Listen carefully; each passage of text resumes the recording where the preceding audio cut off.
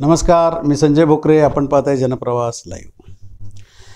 सध्या महायुतीतल्या मंत्र्यांच्या मतदारसंघामध्ये काय अवस्था आहे, त्यांनी काय कामं केली, हे सध्या आपण पाहतोय आणि त्याच्यावर विश्लेषण करतोय. नुकतंच कोल्हापूरचे हसन मुश्रीफ सध्या तिकडचे ते त्यांच्या मतदारसंघात त्यांनी काय केलं, कशी कामं केली, त्यांना आव्हान काय. आता आज आपण आलो आहे चंद्रकांत दादा पाटील, राज्यातले एक चर्चेतलं व्यक्तिमत्व आहे. त्यांचा कोथरूड मतदारसंघ आणि त्याच्यावरच आज आपण खऱ्या अर्थानं विश्लेषण करायचं आहे. तेही मातब्बर आहेत, मंत्री आहेत, भाजपचे प्रदेशाध्यक्ष राहिलेले आहेत, पश्चिम महाराष्ट्रामध्ये त्यांचा दबदबा आहे आणि ते राज्याचे नेते आहेत, हे निर्विवाद सत्य आहेत. परंतु आज मतदारसंघामध्ये आमचं सर्वे करणारी टीम गेली, जनप्रवास लाईव्हची. खरोखर त्यांनी काय काय मतदारसंघात 5 वर्षामध्ये काम केलं. तर त्या मतदारसंघाचा पूर्व इतिहास बघितला तर 85 म्हणजे साधारण तिथंपर्यंत तर भाजप होतं. नंतरच्या काळात ते शिवसेना मोकाटे आले, चंद्रकांत मोकाटे हे निवडून आले. नंतर त्यांना 2014ला मेधा कुलकर्णींनी पराभव केला त्यांचा. हे सगळा इतिहास सगळ्याला माहिती आहे. पण आत्ता चंद्रकांत दादा हे मेधा कुलकर्णींच्या नंतर 19ला ते तिथं आमदार झाले आणि आमदार झाल्यानंतर त्यांनी त्या मतदारसंघात काय काय केलं आणि आज चंद्रकांत दादा तिथं निवडून येऊ शकतात का? कामाचा डोंगर उभा केला आहे का? तर केलेला आहे. कारण आमचं सर्वे म्हणतो केलं नसेल तर आम्ही केलं नाही म्हणून सांगणार. परंतु आज तिथं गेल्यानंतर आज DP रोड अतिक्रमणे काढली का? आपल्याला त्यांचं हे सगळं बघायला मिळतं. पण तिथं आमचे पत्रकार जाऊन पोचले. अतिक्रमणं काढली का? तिथल्या लोकांना भेटले. हो, काही ज्येष्ठ नागरिक भेटले. ज्येष्ठ नागरिकांना डॉक्टर आपल्या दारी म्हणून त्यांनी योजना राबवली मधल्याकडे. खरोखर ती योजना राबली गेली का? चंद्रकांत दादांनी घोषणा केली नुसती, हे सगळं आम्ही तपासलं. तर अशा वेळेला एक ज्येष्ठ नागरिक म्हटला की खरोखर चंद्रकांत दादांनी ते बाहेरून आले आहेत का आणि कुठून आले आहेत आम्हाला काय घेणं देणं. आता हे राजकारणामध्ये त्यांनीच उलटा प्रश्न आम्हाला केला पत्रकारांना की चंद्रकांत दादा बाहेरून आले म्हणतात, पण ते बाहेरून येऊ देत नाही तर आणि कोण बाहेरून येऊ देत. आमची कामं आणि आमच्या वेळेला येणारी व्यक्ती महत्त्वाची आणि दादांनी ते केले, त्यांना आम्ही देवदूत म्हणतो म्हटले. म्हणजे ही फॅक्ट आहे. आणि मग त्याच्यानंतर आम्ही कामं खरोखर त्यांचा निधी किती आणला, ते पालकमंत्रीसुद्धा होते. पालकमंत्रीच्या माध्यमातून मतदारसंघात त्यांनी काय काय केलं तर त्या योजनांचा आराखडा सगळा बघितला आणि त्यांनी त्यांच्याकडनं जे बोललं जातं, कर्वे रोड डांबरीकरण, पोलिसांच्या महिला ज्या पोलीस महिला आहेत त्यांच्यासाठी स्वच्छतागृह, हे वगैरे वगैरे, ह्याच्यात बरंच काही काही आहे. परंतु ह्याच्यातले काही प्रमुख गोष्टी बघितल्या तर कोरोना काळातलं त्यांचं काम मला उल्लेखनीय वाटतं आहे.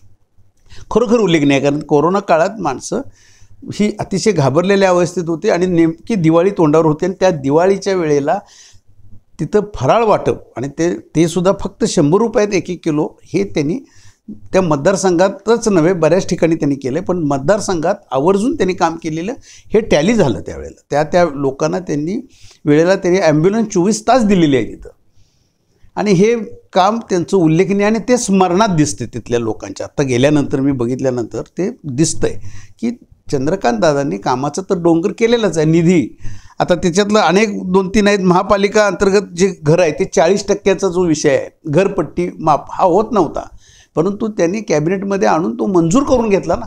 40% सवलत महापालिका अंतर्गत जी घरं आहेत त्यांना, हा सुद्धा विषय महत्त्वाचा वाटला. नंतर ते राम नदी पुनरुज्जीवन वगैरे त्याच्यासाठी प्रयत्न झाले.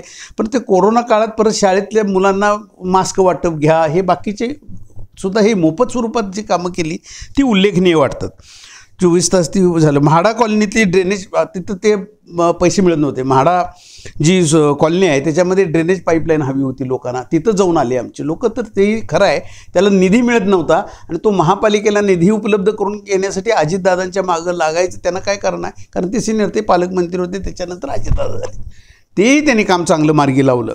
म्हणजे आता एकूण त्यांचं सगळं गणित बघितलं तर जे समाजकंटक, गुंड वगैरे ह्याच्या बंदोबस्तासाठी त्यांनी पोलीस चौक्यासुद्धा ठिकठिकाणी उभ्या केलेल्या आहेत. हे उल्लेखनीय काम केले. आत्ताचं वातावरण आपण बघतोय ना, महिलांची छेडछाड, लैंगिक अत्याचार, हे पण त्या ठिकाणी कोथरूड मतदारसंघामध्ये अतिशय चांगलं काम चंद्रकांत दादांनी हे कामाचा डोंगर उभा केलेला आहे.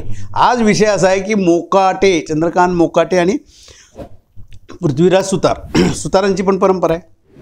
त्याचे वडीलसुद्धा माजी आमदार. पण अशा वेळेला ह्या दोघातल्या कोणाला तरी उबाटा गटच आता त्यांच्याबरोबर लढायला येणार आहे चंद्रकांत दादांना. पण हे टिकणार किती? हे चंद्रकांत दादांच्या कामाचं डोंगर जर का हे मी किरकोळ आता छोटं बरंच आहे त्यांचं. आज सगळं बघितलं, रेशन कार्ड मिळायसाठी तो उपक्रम राबवला, ती नोंदणी रेशन कार्ड सगळ्यांना मिळालं. पण हे सगळं बघितलं, पाण्याची टाकी कोथरूडला उभी केली. पण चंद्रकांत दादांच्याकडं रात्री अपरात्रीसुद्धा मतदारसंघातला कोण गेला तरी ते उठतात आणि त्याची काय ती समस्या जाणून घेतात आणि तातडीनं फोन लावून त्याचं निराकरण करतात. हे म्हणजे 24 तास उपलब्ध असणारा हा नेता, आमचा आमदार. मग हा बाहेरून आला का? बाहेरून सध्या ती जी चर्चा होती, बाहेरून येऊ दे नाही तर कुठून येऊ दे, ते निरर्थक काय म्हटले.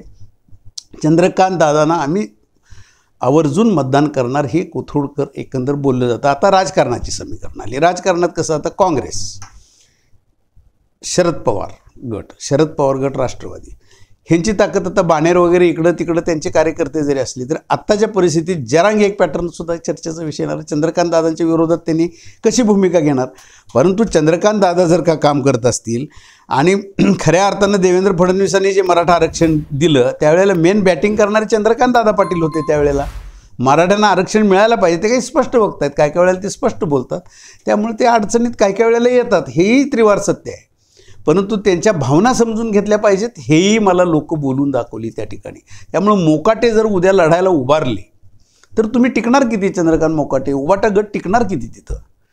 एवढा कामाचा डोंगर तुम्ही त्यांचा उभा केलेला, त्याच्या पुढं तुम्ही येऊन करणार काय? लोकांना उत्तर काय देणार? आणि तुमच्या काळात तुम्ही केलं काय हेही सांगायची पाळी आहे तुमच्याकडं. कारण नशिबानं म्हणा किंवा आणि काही त्यांच्या कर्तबगारीनं म्हणा, चंद्रकांत दादांना पालकमंत्रीपद मिळालं, प्रदेशाध्यक्ष होते, सगळी ताकद त्यांच्याकडे होती. आणि ह्याच्यातनं त्यांनी फक्त ते मतदारसंघापुरते मर्यादित राहिले नाहीत, राज्यातले नेते म्हणून उदयास आलेत. ते आता सगळ्यांना भरभरून मतदान केलेलं आहे त्यांनी.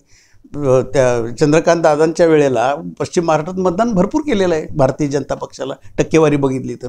फक्त ह्या वेळेला राजकीय समीकरणं महाविकास आघाडी आणि महायुती अशी असताना त्याच्यामध्ये महाविकास आघाडीनं निश्चितपणानं लोकसभेच्या निवडणुकीत यश मिळवलेलं आहे. आत्ताच्या काळातसुद्धा वातावरण बऱ्यापैकी महाविकास आघाडीकडं जरी असलं तरीसुद्धा चंद्रकांत दादांचं आव्हान उबाटा गटाला पेलणार का हा प्रश्न महत्त्वाचा आहे. याचं एकच कारण आहे की त्यांनी केलेल्या कामाचा डोंगर हा अतिशय मोठा आहे. त्यामुळे चंद्रकांत दादांना आत्ताच्या परिस्थितीत जर का मतदान झालं तर ते भरभरून मतदान त्यांना होणार आहे आणि ते निवडून येतील अशी आत्ताची मतदारसंघातली अवस्था आहे. आज इथंच थांबू, द्या पुढच्या भागात.